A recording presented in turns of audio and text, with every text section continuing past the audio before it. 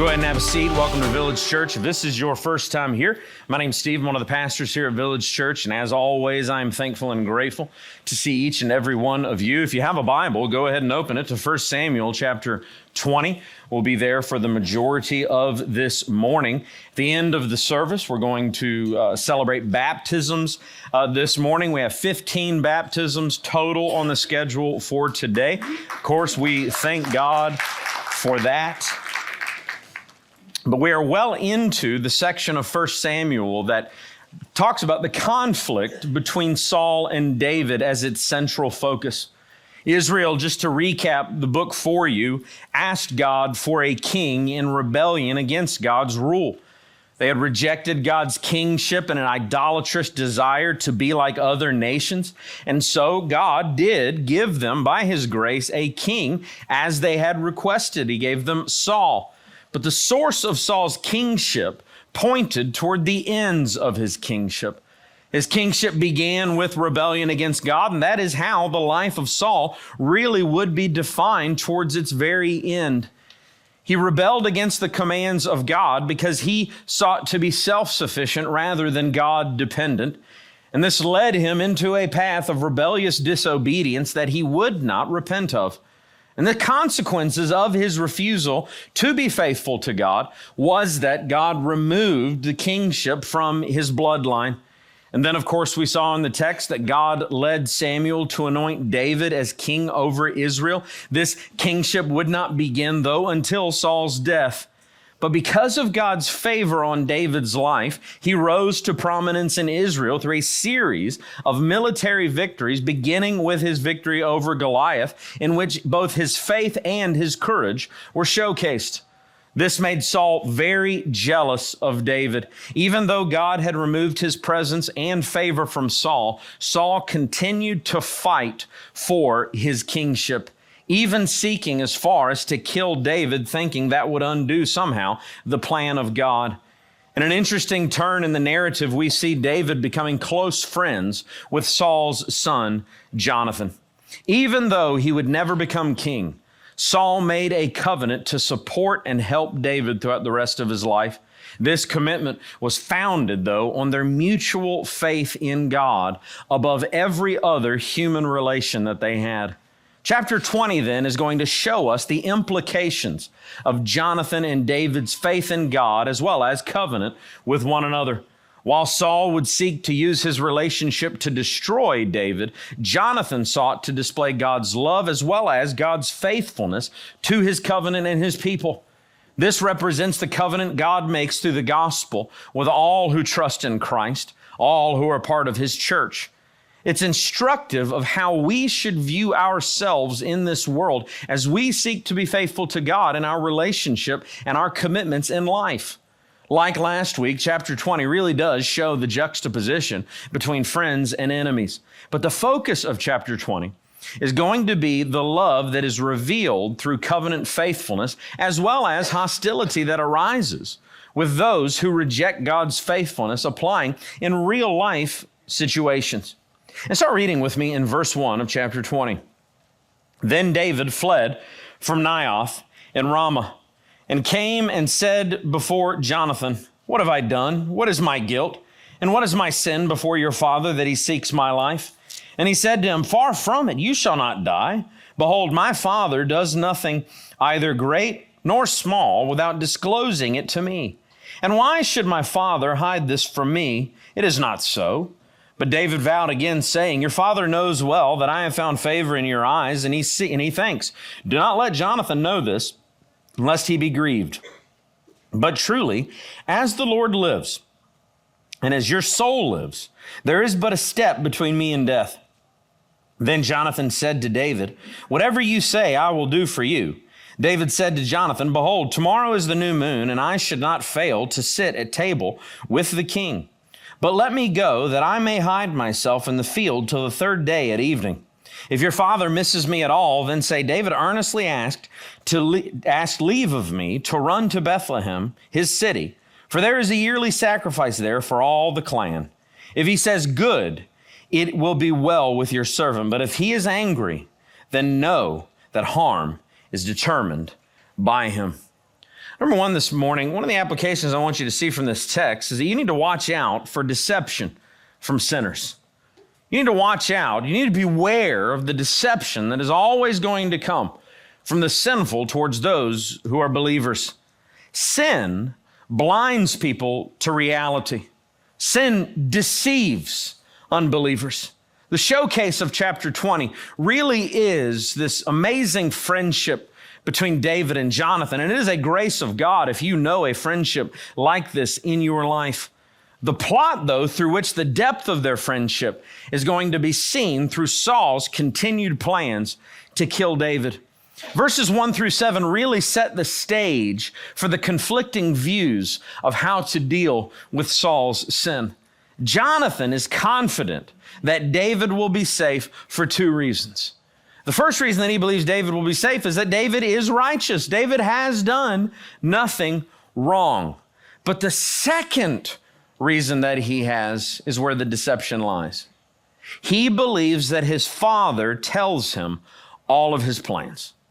In verse 3, David warns Jonathan that he is underestimating the deceitfulness of sin and the effects of sin on the lives of those who refuse to repent. When we align ourselves too closely with the sinners of this present age, we become anesthetized to the reality of the corruption of sin in their lives. The first person, though, that sin deceives is the sinner. The phrase David uses, "Do not let Jonathan know this."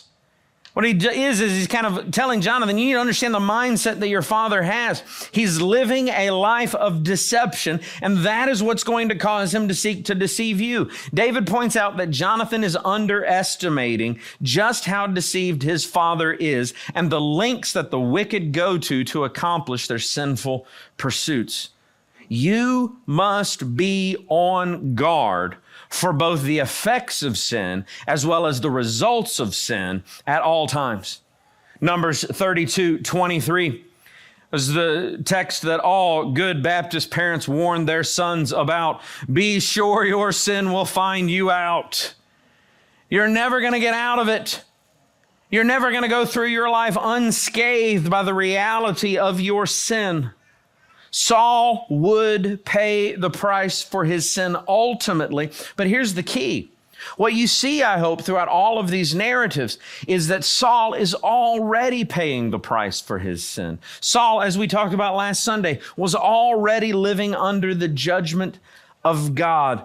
And the problem that happens with that is that there are people around Saul that love him. One of them is Jonathan.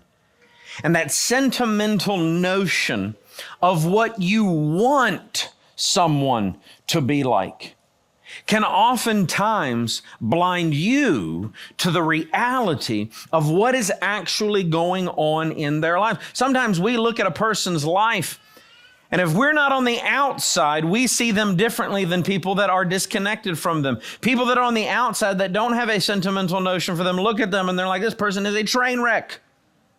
This person is living in chaos. This person is not only doing great harm to him or herself, but this person is doing great harm to the people that are surrounding them. But the people on the inside will look at them and say, but he's got a good heart. You know, she's not really that bad. She doesn't mean to cause the problems that she causes in everyone's life. You ever heard the phrase, the best of intentions? Well, when you're feeling the effects of calamity, intentions don't always factor into the equation, am I right? But people on the outside sometimes have a better view than people who are too close to the person causing all of the problems. The intentions aren't always what matters, because what reality will show us is that the intentions are often seen by the implications of their actions, by what's actually happening and the fallout of a person's life. You will not avoid the law of reaping what you sow. Every single one of us will reap what we've sown. David understands that reality. Jonathan, though, and you can really empathize with Jonathan. Jonathan doesn't want to lose hope for his father. But David doesn't want to become a victim of Jonathan's father. And that's the reality check that so many people need. Sometimes you are so close to a situation that you don't understand the harm, whether it is intended or not, that a person's actions can have on others. And your refusal to accept that someone must be told to repent or there will be consequences relationally speaking. You're too close to understand that you might very well make yourself complicit in the harm on other people if you continue to ignore the reality of what's going on in someone's life. I've been put often, because I'm a pastor, in the situation of necessarily needing to confront people in their sin. And I'm never shocked when I tell somebody that they need to repent, when I tell somebody that I'm rebuking them because of the sin of their life. I'm never shocked when I offend them. It's just, I think sometimes people think I'm shocked. I realize that not everybody's going to look at me like, well, thank you. That's one thing. I appreciate you telling me what a terrible person I am. I just appreciate it. That doesn't often happen. But what does sometimes surprise me is the reaction of their friends and family. Because they had a front row seat. You saw the sin in this person's life. You saw the havoc that they were reaping on people. And you didn't do anything about it. But when the situation arose and someone did have to do something about it, what really gets at me, because there are things that still get to me even after all these years. What really gets to me is when they blame me and continue to refuse to hold the person accountable. Just like a dog pooping on the rug. I didn't do it. But sometimes I still got to clean it up for you. But the reality is that if you refuse to deal with someone's sin just because they're your friend, just because they're your spouse, just because they're your son, just because they're your daughter or father or mother, all of the just becauses, you're not actually loving that person. Because that's not what love is. Psalm 52, David writes this about Saul. Why do you boast of evil, O mighty man? The steadfast love of God endures all the day. Your tongue plots destruction. Like a sharp razor, you worker of deceit. You love evil more than good and lying more than speaking what is right. Selah. See, what you see in that text is that sin doesn't just deceive the sinner. Sin causes so much blindness in a person's life that they begin to deceive everyone around them, and they deceive everyone around them while they are also plotting the destruction of everyone around them. Sinners deceive others for their own ends. The further into sin that a person delves, the worse off their abuse and deception will be on those around them. Sin begins light, but it ends heavy. Sin causes a person to devolve into more and more wickedness that ultimately causes them need to cover more and more sin, to where by the end, a person who may at the beginning have said, yeah, I do some bad things, by the end, they've covered so many that they become a completely deceptive person that cannot be trusted by anyone. And yet you may think, sure, their lives are filled with rank wickedness, but they've always been good to me, and they always will be. That's so naive. You're so glib. Ephesians 5:6 warns us not to be deceived by the empty words of the wicked. Let no one deceive you with empty words, for because of these things, the wrath of God comes upon who? The sons of disobedience.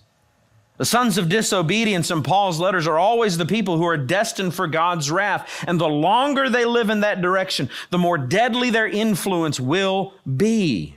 And David is warning Jonathan that Saul will wreak havoc because of his sinfulness. May not be that they are trying to deceive you. It may ultimately end up that you are deceiving yourself about the level of influence that they may or may not have on you.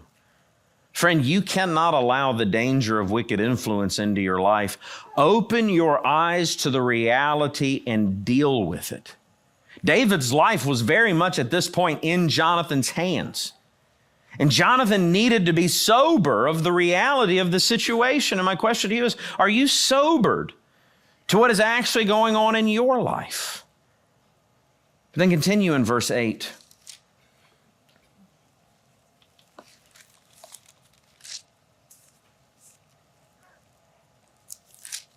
I lost my place.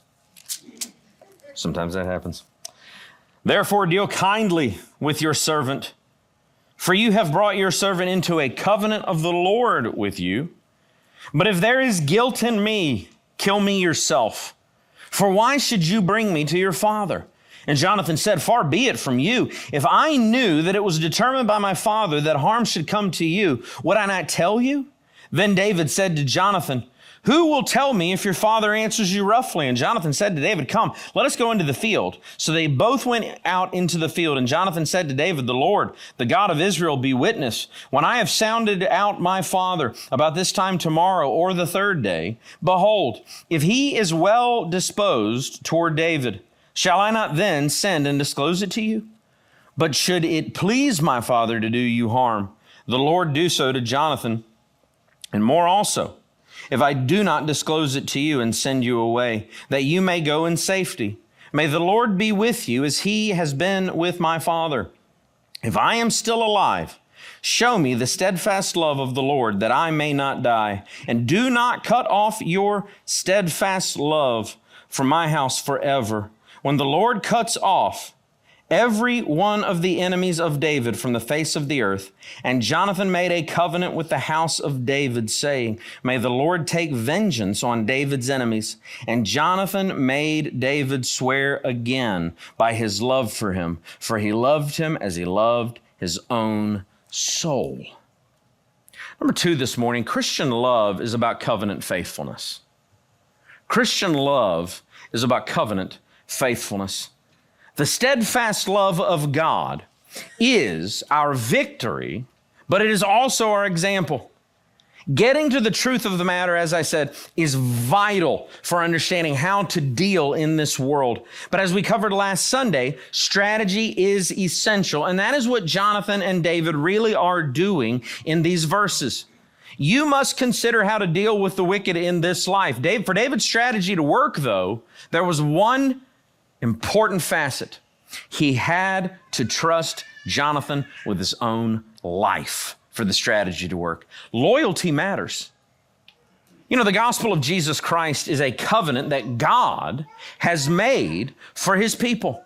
God has promised that all who put their faith in Christ will be redeemed from their sin and never face the deserved wrath for their sin. And that is what Jesus has accomplished for us. And that is a covenant that God has made by his own hand. And I say that so you'll understand this. Covenant is a central theme of all of Scripture, from Genesis all the way through Revelation. And the reason for that is so that we will understand just how vital it is in our lives, as well as in the activity of God.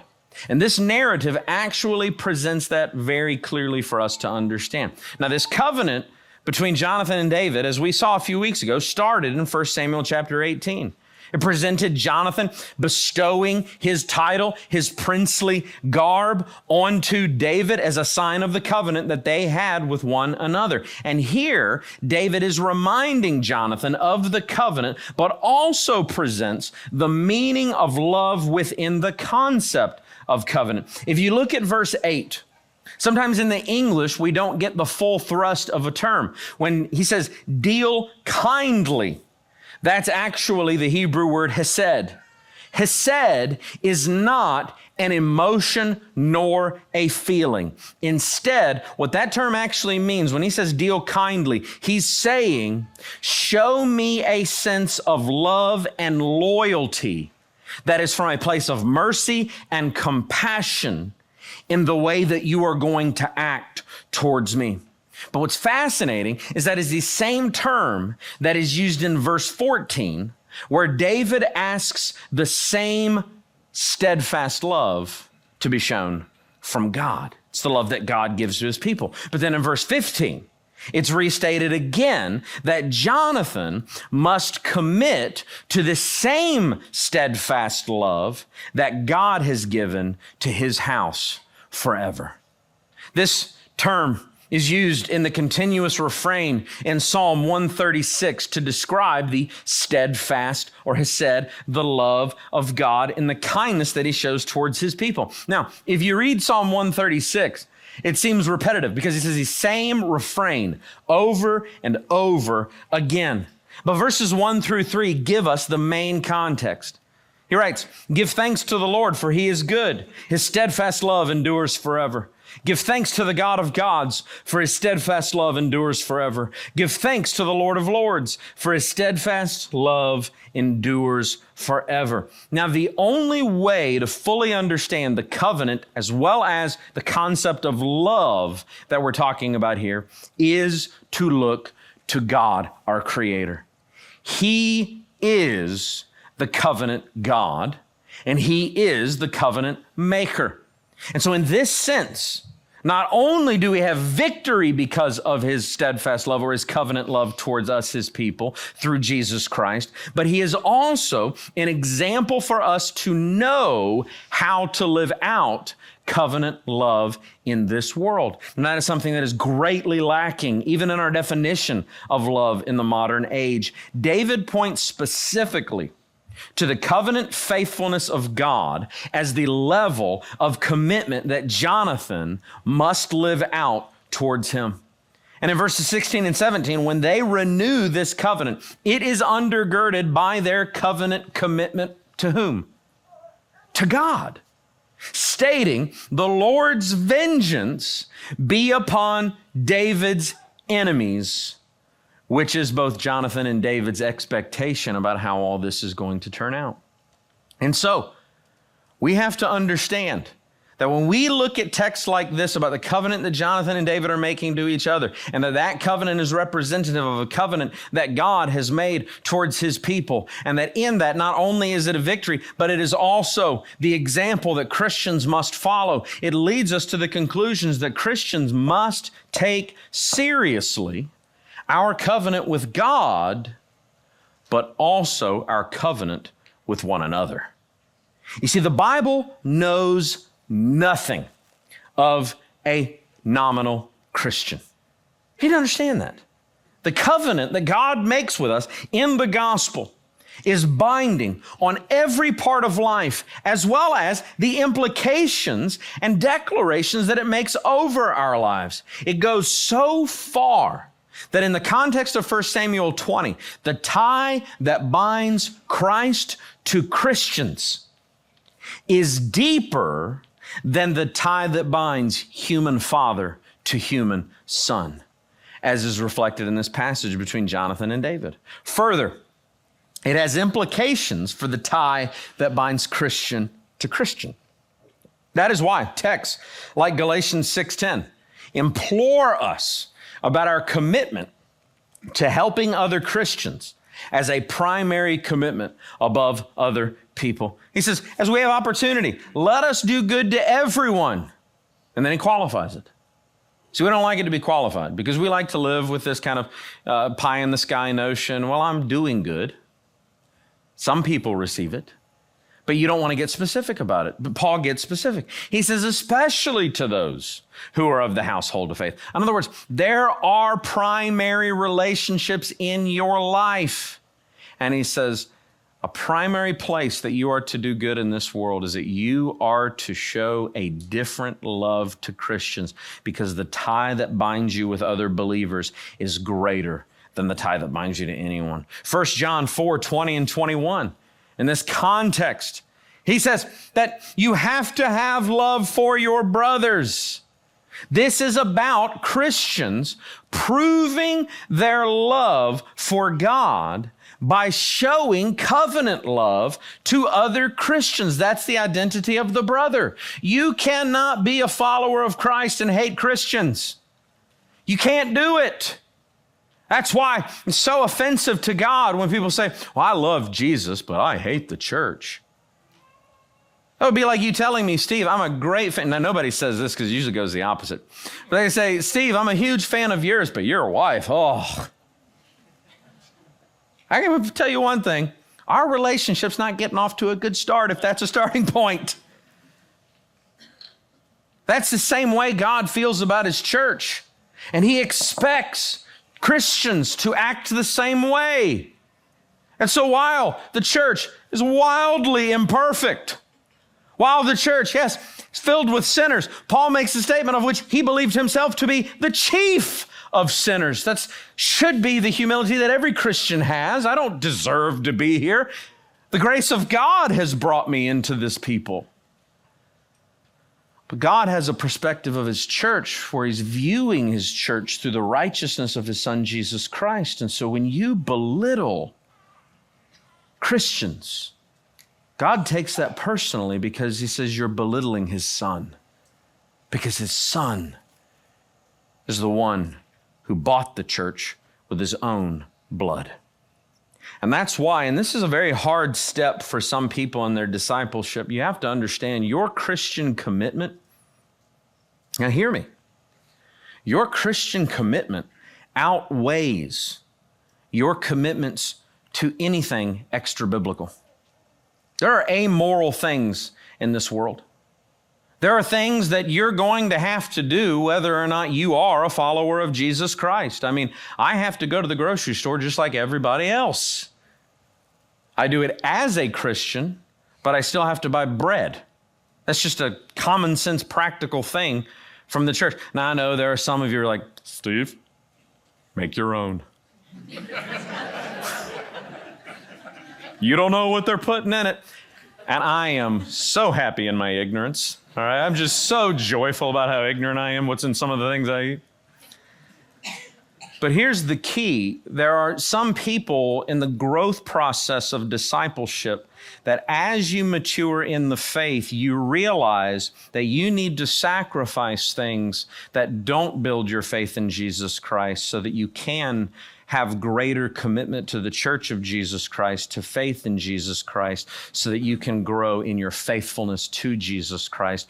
But there's usually a line in the sand that happens in some people's lives where they get to that point, and it's like Luke 9, where Jesus says, no one who takes his hand off the plow is worthy of the kingdom of heaven. Or you say, no, Jesus, you're asking too much. I love this world. I love the things of this world. I love the materials of this world. I love the success factors of this world. I love everything about this world. I cannot leave this world behind, even for growing in my faith in Jesus Christ. And it's sad, but I watch people do it all the time.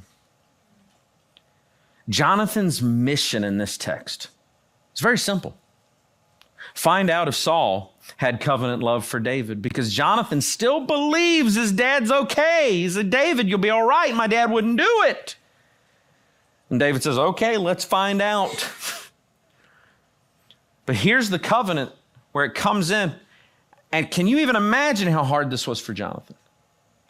Where David says, if you find out the truth, if you find out that I'm right and your dad's trying to kill me, you're going to have to betray him. Because if you betray me, you betray God. For so many, that's where the rubber meets the road of the relationships in your life. God is telling you, walk away. They're going to bring you down. What's the old adage? Nobody lays down with a dog and doesn't get up with fleas. And some of you, you're surrounded by dogs.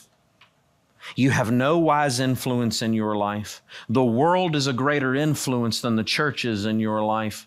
That means the enemy is a greater influence than the Lord in your life. And you need to be sobered to that reality. And you need to understand what covenant love and what the church of Jesus Christ really has to offer. Has the love of Christ that the world knows nothing of. But here's the real warning. Number 3, the wrath of the wicked has no peace. Now, I'm going to skip a few verses for time, but David and Jonathan worked out a signal For once Jonathan found out the truth, once Jonathan went to the dinner and how Saul reacted to David not being there, he was going to come out and he was going to shoot arrows, and through that, David was going to know the reality. So let's pick up at verse 27. In verse 27, it says, "But on the second day, the day after the new moon, they're at dinner. David's place was empty. And Saul said to Jonathan his son, 'Why has not the son of Jesse come to the meal, either yesterday or today?' Jonathan answered Saul, 'David earnestly asked leave of me to go to Bethlehem.'" It's that righteous deception we talked about last Sunday. "He said, 'Let me go, for our clan holds a sacrifice in the city, and my brother has commanded me to be there. So now, if I have found favor in your eyes, let me go away and see my brothers. For this reason, he has not come to the king's table.'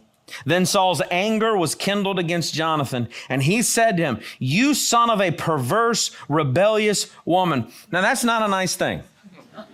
Just so that you understand. In the original language, that's offensive. All right. "Do I not know that you have chosen the son of Jesse to your own shame and to the shame of your mother's nakedness? For as long as the son of Jesse lives on the earth, neither you nor your kingdom shall be established. Therefore, send and bring him to me, for he shall surely die."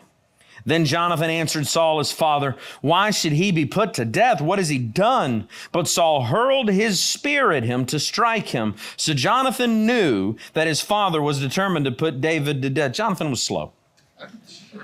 "And Jonathan rose from the table in fierce anger and ate no food the second day of the month, for he was grieved for David because his father had disgraced him." The wrath of the wicked has no peace. That's where we need to understand the dividing line of the world's love with God's love. It is only God's love that ultimately endures. David and Jonathan, of course, set up that test. But the question is, naturally, why was Saul devolving into seemingly furious madness? I mean, he's speaking to his own son. I mean, he's talking about Jonathan's mother. And then he tries to kill his own son in wrathful and furious anger. Why was this happening to Saul? That too is ultimately about covenant love. Saul was outside of God's covenant of love. Therefore, he saw the world only through the lens of self. It was all about Saul. Friend, I'll tell you, so long as it is all about you, it cannot be about God's faithfulness. Instead, it will become about destroying anyone and anything that stands in the way of your will, because nothing else matters. That's why the wicked deceive and then refuse to be held accountable when they are caught.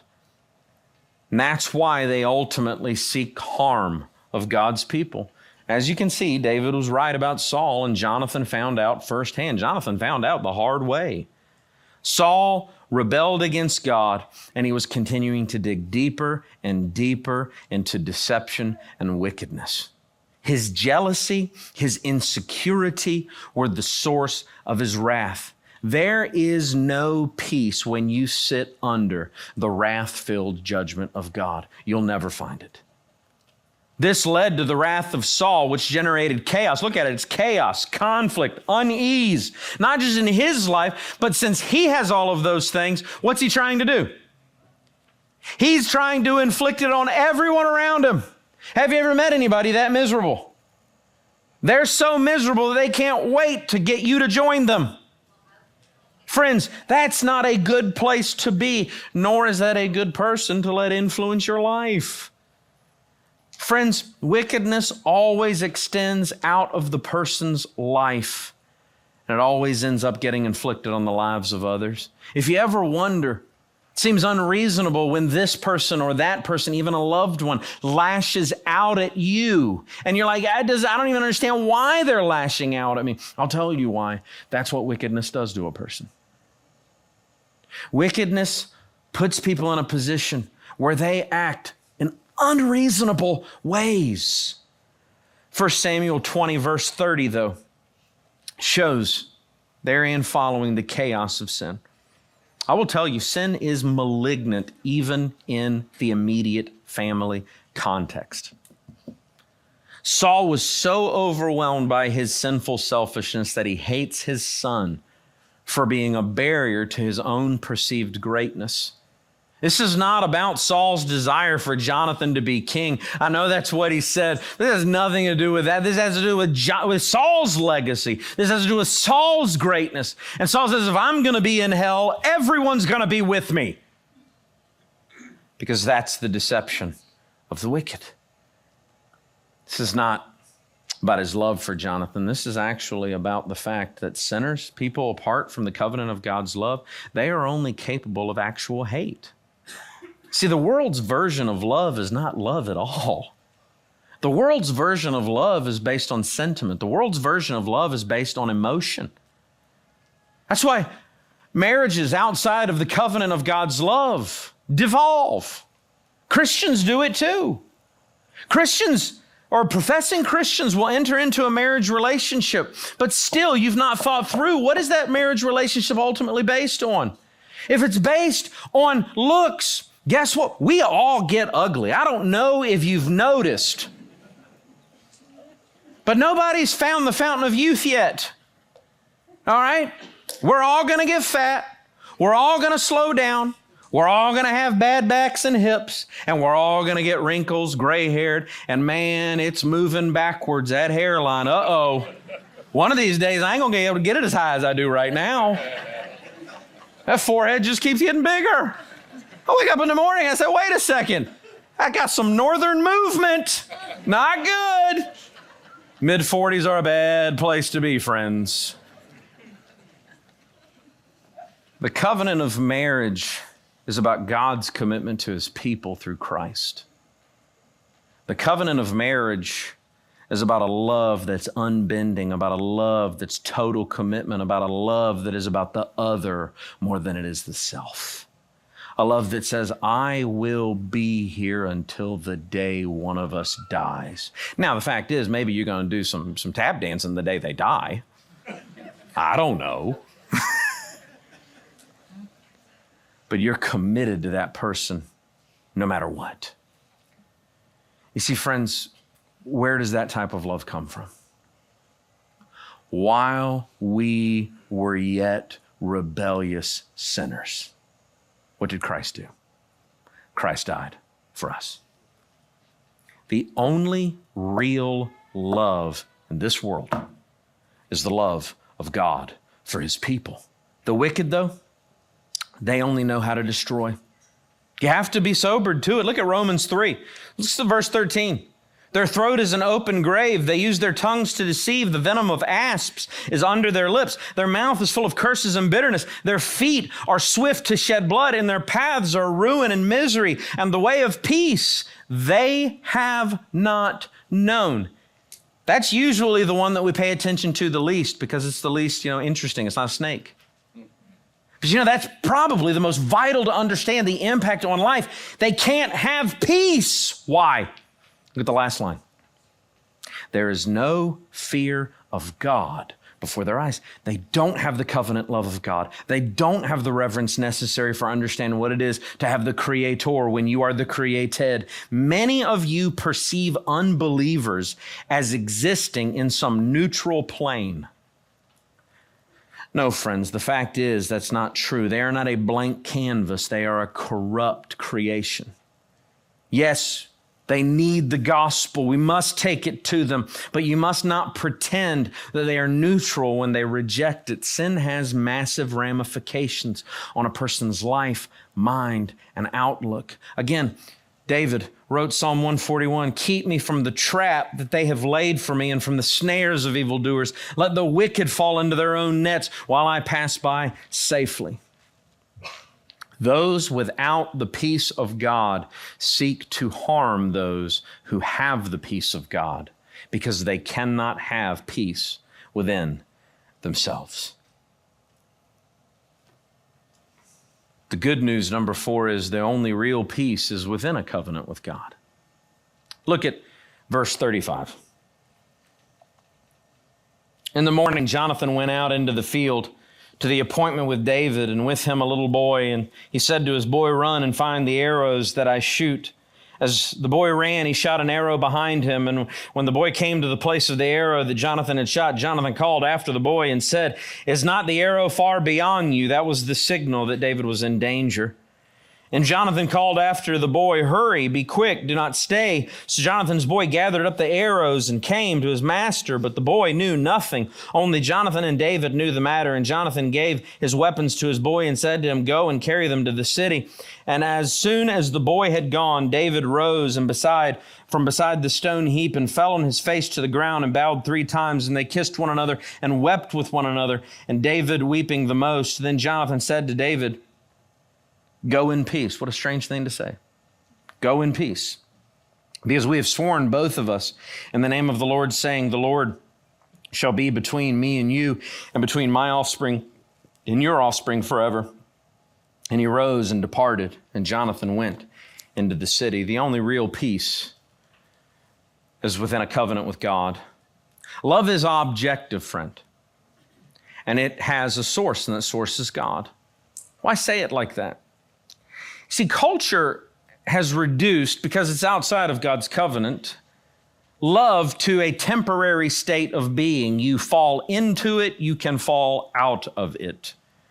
Love has been reduced to a sentiment or feeling that wanes with emotional change. That is not love. That's infatuation. The only real peace that can be known is in God's covenant love, which is ultimately shown through, of course, the person and work of Jesus Christ, his Son. Because apart from the source of life, God, you cannot correctly define love because it's one of his attributes.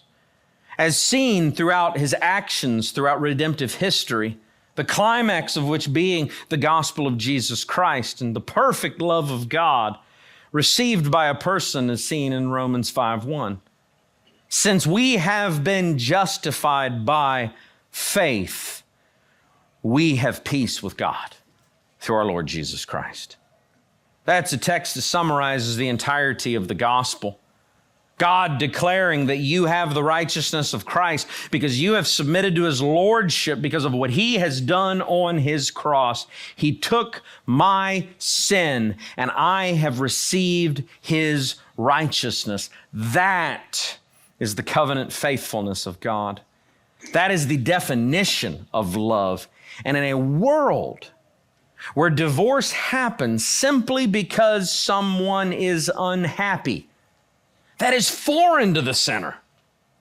That steadfast love, that hesed type of love, is a defining characteristic of who God is and what God gives. And it changes everything about how you interact with God. But here's the key. It changes how you interact with other people as well.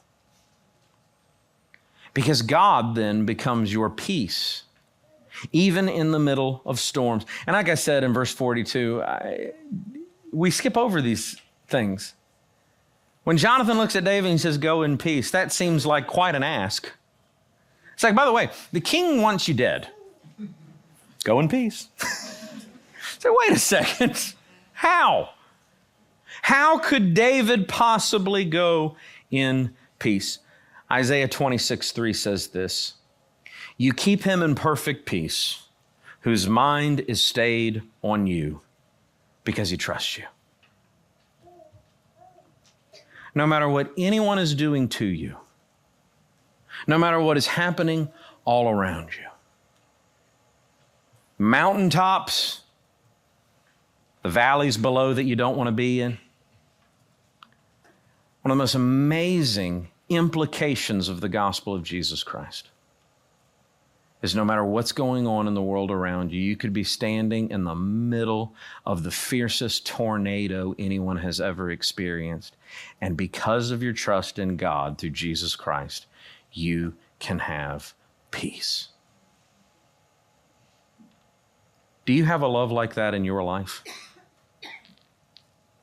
Circumstances don't have to dictate your peace, friends. I know some of you don't believe that.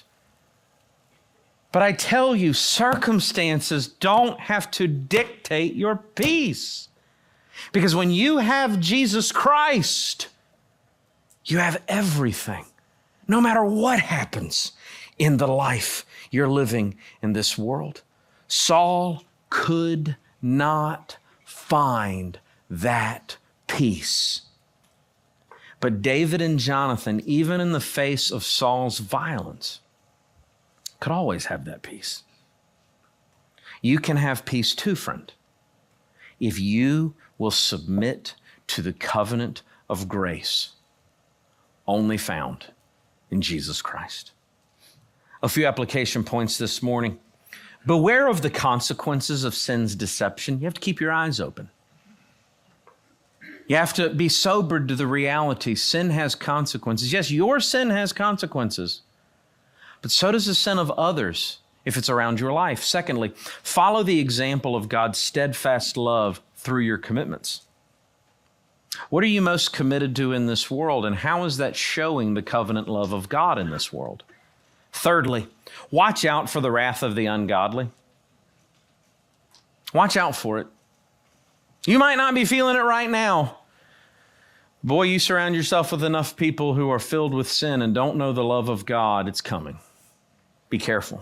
And then finally, define your life by the perfect love and peace of God. Define your life by that. Because pain is coming. I've said many times, if you're having the best day of your life, just wait till you turn that corner. It's going to hit you like a bag of bricks.